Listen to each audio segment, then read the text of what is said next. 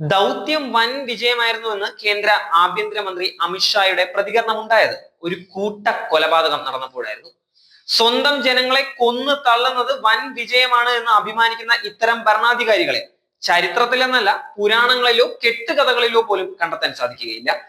പിടിച്ചു കൊടുക്കുന്നവർക്ക് 1 കോടി രൂപ കേന്ദ്ര സർക്കാർ പാരിതോഷികം പ്രഖ്യാപിച്ച മാവോയിസ്റ്റ് നേതാവ് ചലപതി ഉൾപ്പെടെയുള്ളവരെ വധിച്ച സംഭവത്തെയാണ് അമിത്ഷാ ഈ വിധത്തിൽ പറഞ്ഞിട്ടുണ്ടായിരുന്നത്. ചൊവ്വാഴ്ച ഛത്തീസ്ഗഡിലെ ഗരിയാബദ് ജില്ലയിലെ കാരിഗഡ് സംരക്ഷിത വനത്തിനുള്ളിൽ വെച്ചാണ് സുരക്ഷാ സേന 14 നക്സലേറ്റുകളെ വധിച്ചിട്ടുണ്ടായിരുന്നത്.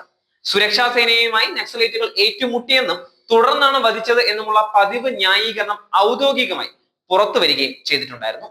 ഛത്തീസ്ഗഡിൽ നിന്നാണ് കഴിഞ്ഞ കുറച്ച് നാളുകളായി നക്സൽ വേട്ടയുടെ വാർത്തകളും കൽപ്പിത കഥകളും കൂടുതലായി പുറത്തു വന്നുകൊണ്ടിരിക്കുന്നത്. ഇപ്പോൾ ഒഡീഷയിൽ നിന്നും ഇത്തരം വാർത്തകൾ ആവർത്തിക്കുന്നുണ്ട്. മറ്റു ചില സംസ്ഥാനങ്ങളിൽ നിന്നും നക്സൽ വേട്ട സംബന്ധിച്ച വിവരങ്ങൾ ഉണ്ടെങ്കിലും ഛത്തീസ്ഗഡിലും ഒഡീഷയിലും BJP അധികാരത്തിലെത്തിയതിനു ശേഷം അവയുടെ എണ്ണത്തിലും വ്യാപ്തിയിലും വർധന ഉണ്ടായി എന്ന് കണക്കുകൾ വ്യക്തമാക്കുന്നുണ്ട്. 2023 ഡിസംബറിലാണ് BJP ഛത്തീസ്ഗഡിൽ വീണ്ടും അധികാരത്തിലെത്തിയത്. അതിനുശേഷം കൊല്ലപ്പെടുന്നവരുടെ എണ്ണത്തിൽ വൻ വർധനയാണ് ഉള്ളത്. 2024 ആദ്യ പകുതിയിൽ വിവിധ സംസ്ഥാനങ്ങളിൽ 164 മാവോയിസ്റ്റുകളെ വധിച്ചുവെന്ന അവകാശവാദത്തിൽ 142 ഛത്തീസ്ഗഡിൽ മാത്രമാണ്. രണ്ടാം പകുതിയിൽ 70 പേരെ കൂടി സംസ്ഥാനത്ത് വധിച്ചിരുന്നു. 15 വർഷത്തിനിടയിലെ ഏറ്റവും ഉയർന്ന കൊലപാതക നിരക്കാണിത്.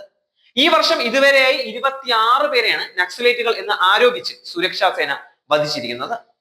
നക്സലിസം എന്ന പേരിൽ അറിയപ്പെടുന്ന മാവോയിസ്റ്റ് ആശയം വഴിപിഴച്ച ആഖ്യാനമാണ് എന്ന് വ്യക്തമായ അഭിപ്രായം വെച്ചു പുലർത്തുമ്പോഴും അതിന്റെ പേരിൽ നടക്കുന്ന വ്യാജ ഏറ്റുമുട്ടലുകളും വേട്ടകളും അംഗീകരിക്കാൻ സാധിക്കുന്നതല്ല.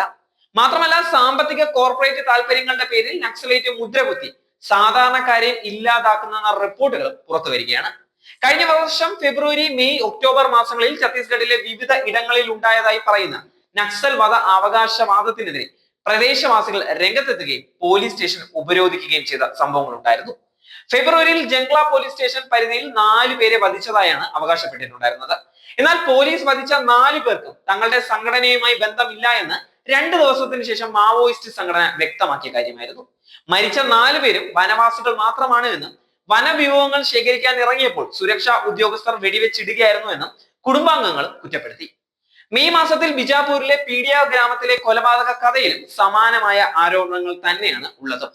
കാട്ടിൽ ബീഡിയില പറക്കാൻ പോയ ആദിവാസികൾ ഉൾപ്പെടെയുള്ളവരാണ് പിടികൂടി വധിച്ച് നക്സൽ വേട്ടയായി ചിത്രീകരിച്ചത് എന്ന് സാമൂഹ്യ സംഘടനകളും പ്രദേശവാസികളും ഒരുപോലെ കുറ്റപ്പെടുത്തുന്ന നാളുകളായിരുന്നു അത്. അടുത്ത കുറച്ച് നാളുകളായി മാവോയിസ്റ്റ് വേട്ട അസാധാരണമായ വിധം വർദ്ധിച്ചിരുന്നു എന്നത് യാദർശികമാണ് എന്ന് കരുതാൻ ഒരിക്കലും സാധിക്കുകയില്ല. ഛത്തീസ്ഗഡിന് പിറകെ ഒഡീഷ, ആന്ധ്രാപ്രദേശ്, കർണാടക തുടങ്ങി നക്സൽ വേട്ട നടക്കുന്നുവെന്ന് അവകാശപ്പെടുന്ന പ്രദേശങ്ങൾക്കെല്ലാം ഒരു സമാനതകളുണ്ട്. പ്രകൃതി വിഭവങ്ങളുടെ നിറഞ്ഞ കലവറകളാണ് ഇതെല്ലാം. മണ്ണിനടിയിൽ അപൂർവമായ ധാതു സമ്പത്തും മണ്ണിന് മുകളിൽ വിലപിടിപ്പുള്ള വനസമ്പത്തുമാണുള്ളത്. കേന്ദ്രത്തിൽ നരേന്ദ്രമോദിയും സംസ്ഥാനങ്ങളിൽ BJP മുഖ്യമന്ത്രിമാരും അധികാരമേറ്റതിനു ശേഷം കോർപ്പറേറ്റുകൾക്ക് അവ കൊള്ളയടിക്കുന്നതിനുള്ള അവസരങ്ങൾ നിർബാധം സൃഷ്ടിച്ചു നൽകുന്നുണ്ട്. അതിനായി നിയമങ്ങളിൽ മാറ്റം വരുത്തുകയും ചട്ടങ്ങളിൽ വെള്ളം ചേർക്കുകയും ചെയ്യുന്നുണ്ട്. ഓരോ ഇടങ്ങളിലും സാമൂഹ്യ പ്രവർത്തകരും പ്രദേശവാസികളും ഇതിനെതിരെ സംഘടിച്ച് പ്രതിരോധിക്കുവാനും ശ്രമിക്കുന്നുണ്ട്. ഈ പശ്ചാത്തലത്തിലാണ് മേഖലകളിലെ നക്സൽ വേട്ട എന്നുള്ള പേരിൽ സർക്കാർ അതിക്രമങ്ങളെ സമീപിക്കേണ്ടത്.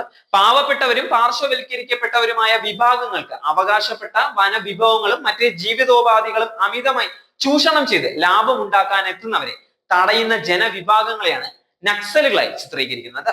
ഈ പ്രവണത ബോധപൂർവമാണ് എന്ന് കരുതുന്നതിൽ ഒരു തെറ്റുമില്ല. അമിതമായ കോർപ്പറേറ്റ് ദാസവൃത്തിയാണ് ഇത് നടത്തുവാൻ അധികൃതരെ പ്രേരിപ്പിക്കുന്നത്.